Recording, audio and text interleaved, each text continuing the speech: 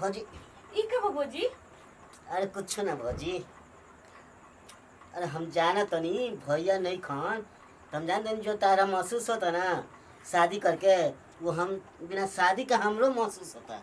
हमरा महसूस होता? हाँ हमरा का महसूस होता? हमरा तो कुछ महसूस नहीं किया होता। अरे तू जो चाहत हो ना वो हमू चाहत तो नहीं। अरे हम का चाहतनी? हम बस बढ़िया से सूते के चाहतनी। तो हमू तो वही चाहत नहीं सूते के।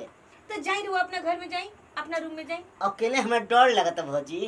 और ई माने का भौजी भौजी का सटे के चाहतनी? काहे खिसे भैया निखन तो हम तार लगे ना सोच सकत नहीं ना छोटका देवर ना ऐसे और काहे। देखी रवा के समझाओ तनी।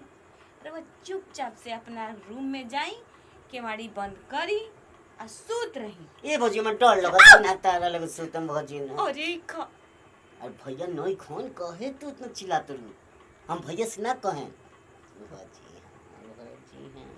देखी बाबा जी, देखी देखी सुनी सुनावा सुनी। ए भौजी देखेबो करबो की खाली सुनाइबो। हेने बैठी हेने बैठी हेने बैठी। हां बैठ गनी। ओ बेरा से तरवा देखते रहनिया, ठीक बा? अब हमार बात ध्यान से सुनी।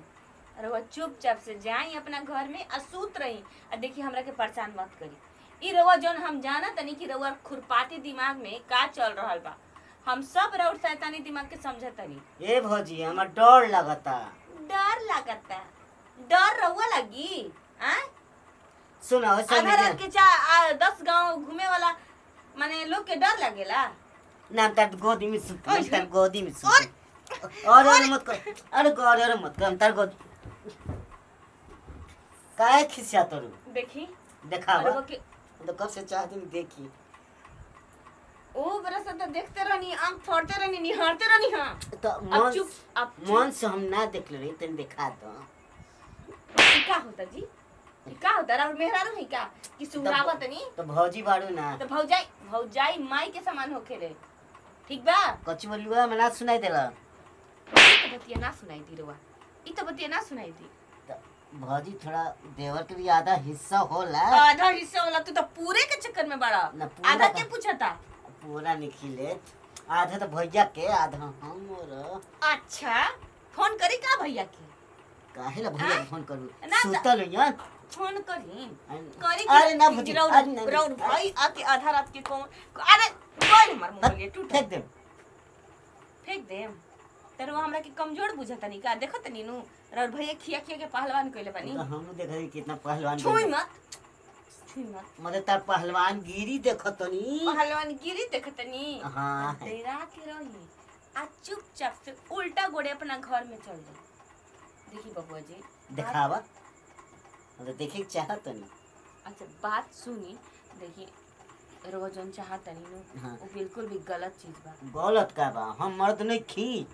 तो मरद नहीं की तरह बियाह करा देतनी मौगी के लेके सूतम।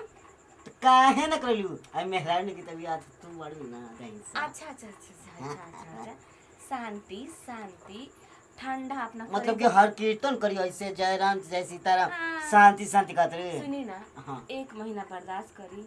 1 महीना भगवान के नाम तू ली। 1 महीना कहत रही हमरा 1 मिनट बर्दाश्त नहीं करत वही अंदर से ओहो, दिल लगता है। जवानी की आग लहर रहल आहा, बा। कैसे तू जान गेली ग? अरे मैया रे मैया कैसे जान गेली?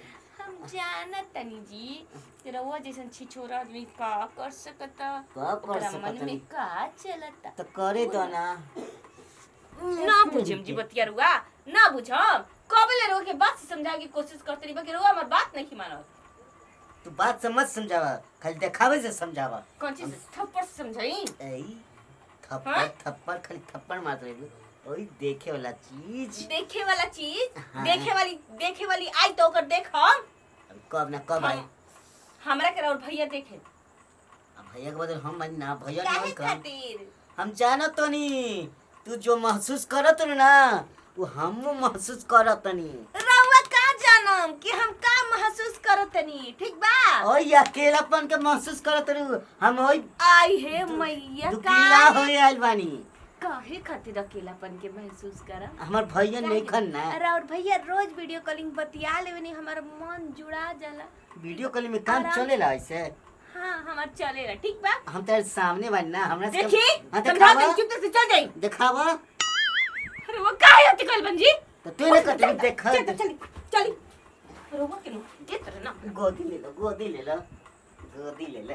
अच्छा चलिए ठीक है गोदी उठा के पहुंचा देते हैं उठे उठे उठे उठे उठे उठे उठे उठे अब फटा के गोदी में उठा के अरे मैंने है ना जी भारी बनी ना ऐसे ले अरे उल्टा पड़त झेनी आई ना तू ऐसे ले ना अरे ठीक अच्छा पिठाई अरे ले ले भौजी है हमारे भौजी।